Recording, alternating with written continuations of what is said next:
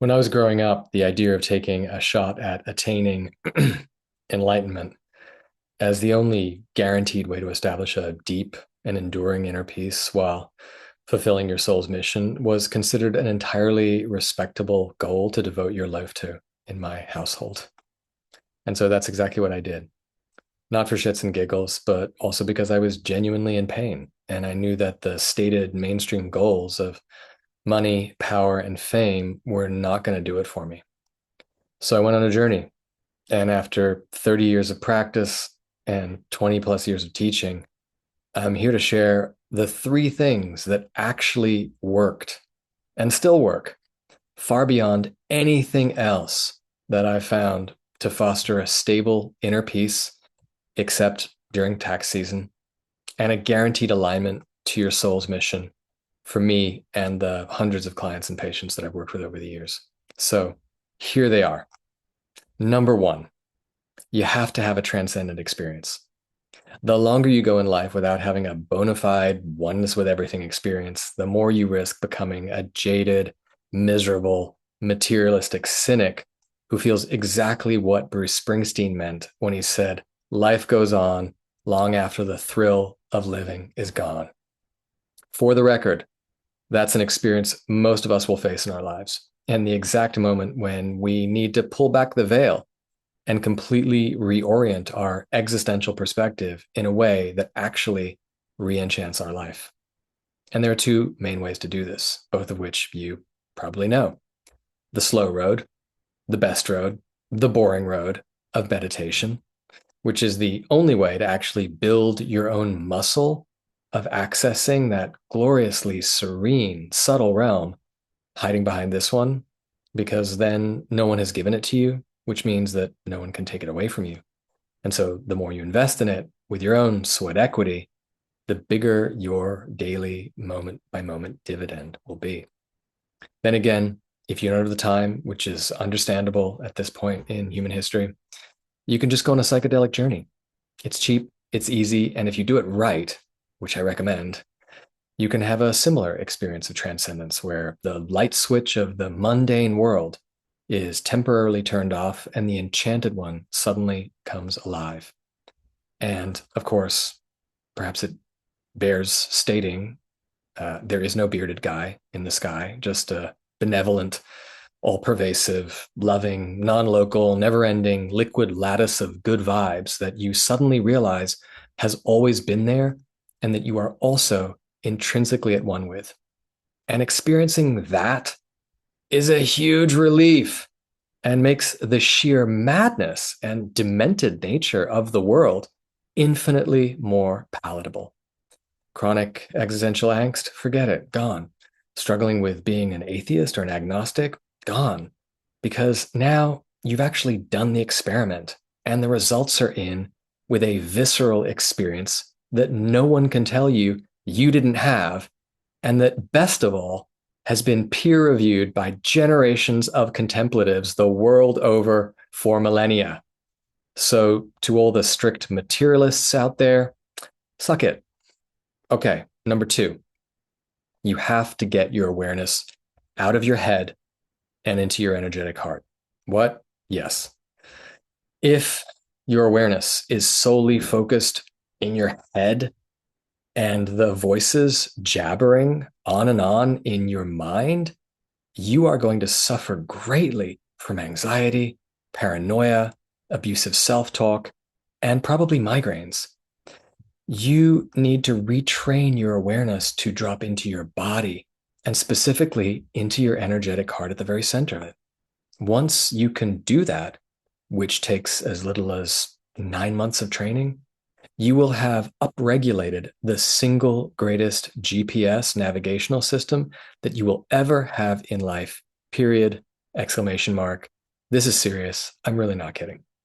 When you do this, you will begin to feel what is nothing less than your own personal Tao, an energy within you that is literally designed to guide your life more perfectly than your intellect will ever be able to strategize. How does it work? Simple. You start moving in the right direction, and that energy simply expands in a warm, welcoming yes. Take a wrong step, and you will literally feel it contract into a cold, constricted no. Now, just to be clear, this would probably be number one on the list because it is the thing that is most going to positively impact the direction and fulfillment of your life.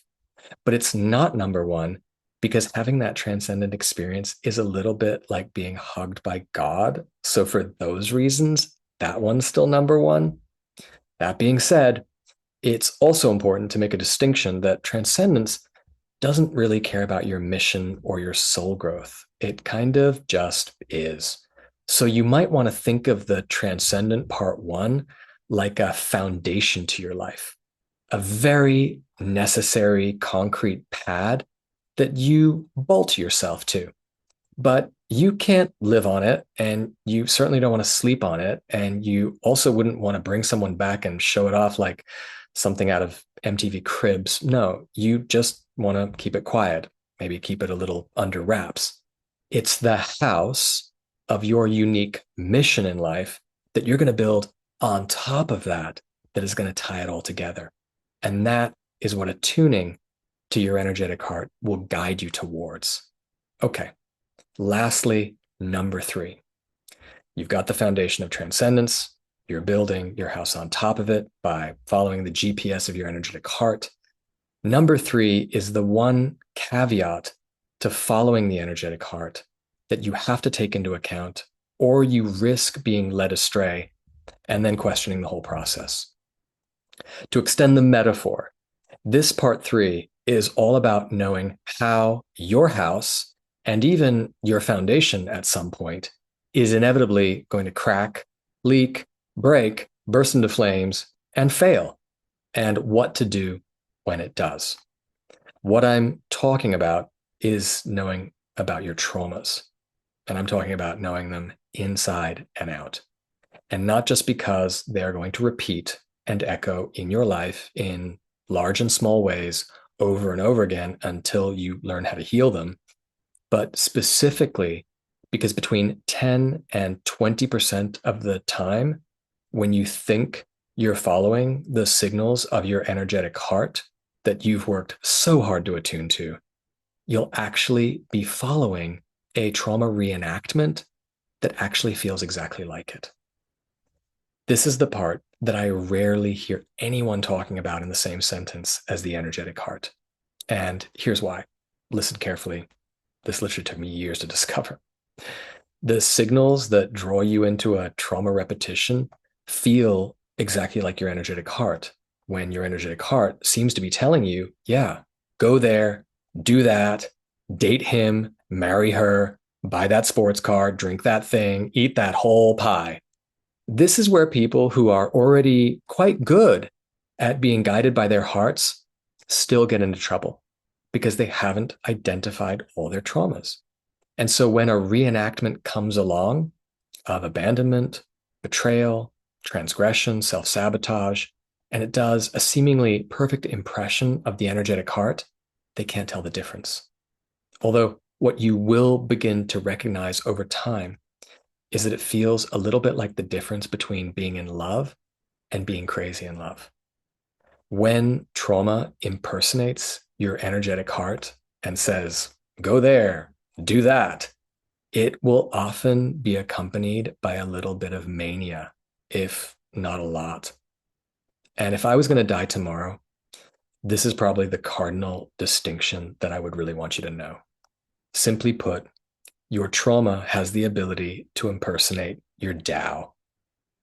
So identify that trauma list and the inevitable repetitions that are coming your way.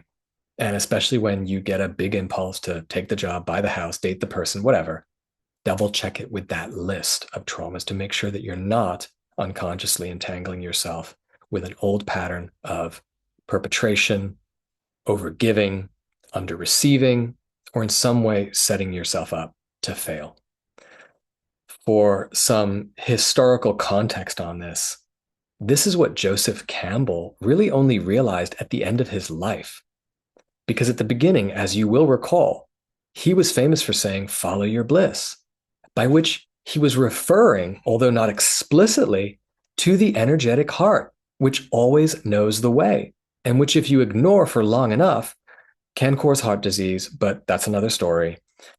It was only when he was much older did he actually realize that he had failed to mention the caveat to all this that I'm sharing with you now.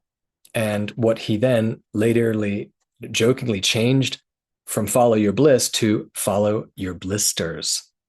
In other words, I really find this amazing.